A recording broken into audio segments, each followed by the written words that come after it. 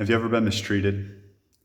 This is my first attempt to make a vlog, and I'd like to talk a little bit about abusive relationships and some of the lessons that we can learn from the Bible beyond just turning the other cheek.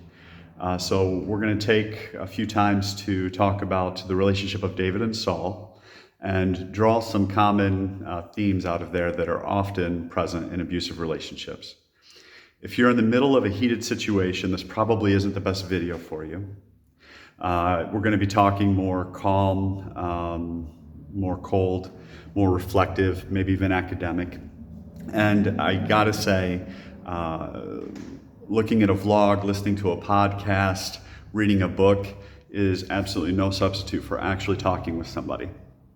So if you're in a heated situation, please seek help. I'll call this first video, this is the thanks I get. I'm calling this, is this the thanks I get? Because oftentimes in abusive relationships, the person that's mostly being mistreated will try to make the situation better, but in the end, they're only making it worse. And this is illustrated in the story of David and Saul. In 1 Samuel 18, David was playing the lyre, as he usually did, and he was playing the lyre, why? To calm Saul. Saul had a spear in his hand, and he hurled it, saying to himself, "I'll pin David to the wall." But David eluded him twice. So let's talk about what happened before Saul threw the spear. Do you remember the story of David and Goliath? So in ancient times, around the ancient world, they practiced what was called the Battle of Champions. It was a very common practice, where rather than risking the lives of many soldiers, they would choose their two best fighters to fight. In 1 Samuel 17, we see the Philistines offering Goliath their champion. And Saul, the king of Israel, you remember why he was chosen king. The Israelites wanted a king who would lead them in battle. And then when they found Saul, he was head and shoulders taller than the rest. So he was their champion. And instead of fighting Saul, he was hiding in his tent. How did he feel? He felt overwhelmed. He felt overwhelmed in his role and his responsibility. So we counsel parents and we counsel couples here in this office. And one thing that's common is that when there's abuse present, it's because we feel overwhelmed. And all of us at some time in our life or at some level mistreat people that are under us because we feel overwhelmed. So Saul is hiding in his tent. He's overwhelmed. And David says, "Don't worry, boss. I got you. Delegate that responsibility to me." And Saul offers him his armor. David goes out. He kills Goliath. The harvest is saved. The people are safe. Everybody's happy. Everybody except for Saul. Because rather than being relieved, not overwhelmed, David, by fulfilling Saul's responsibility, he only proved to Saul how incompetent he was. And then Saul felt even more overwhelmed. So then Saul feels even more overwhelmed. He's upset. David then comes. He's playing the harp. Again, fulfilling Saul's responsibility to calm himself down. What we teach 2- and 3-year-olds to do. Saul can't handle it. So then David comes in and he steps in. Saul feels even more incompetent in his role, and he abuses. And then David steps in, fulfills his responsibility. Saul feels even more incompetent. He's not fulfilling his role. That's one of the ironic circles of behavior that's present in many abusive relationships. So this example that we see, it's Cinderella scrubbing the floor.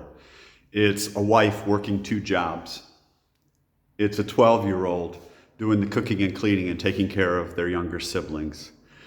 It's someone stepping in to take the role of a leader in the leader's place, and then the leader turns around to abuse them. It's very important for us to understand that when we fulfill someone else's role, we're undercutting them. And that's not right, that's not fair. Maybe the leader is asking to be undercut. Maybe the leader is asking for someone else to fulfill their responsibilities and their role. But when that happens, just know that it will not go well. And sometimes it's necessary because a family or an organization needs those responsibilities to be met, someone has to do it. But try to only do it on a temporary basis, and try to understand the position that it puts the leader in, that they then often try to assert their dominance through ways that are really destructive and abusive, because there's really no other way for them to assert their role, or at least no other way that they're mature enough to see. So probably just fulfill it temporarily and challenge them to step up, encourage them that they can fulfill their role, or help them have variations that they are able to do, maybe lower expectations and come up with plans that they can do to fulfill the roles that God's given them. So again, this is my first attempt at making a vlog. An encouragement from you would be helpful. Criticism would probably make me not make any more of these videos. I'm doing this mostly to help with some of the information that I've learned throughout the years of working with people, and also to fundraise and promote our work here.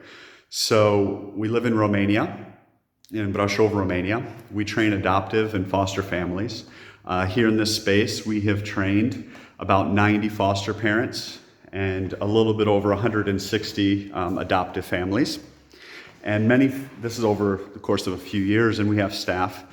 And the staff are involved, and myself, in counseling throughout the week, counseling adoptive families, and not just adoptive families, but also just regular couples counseling.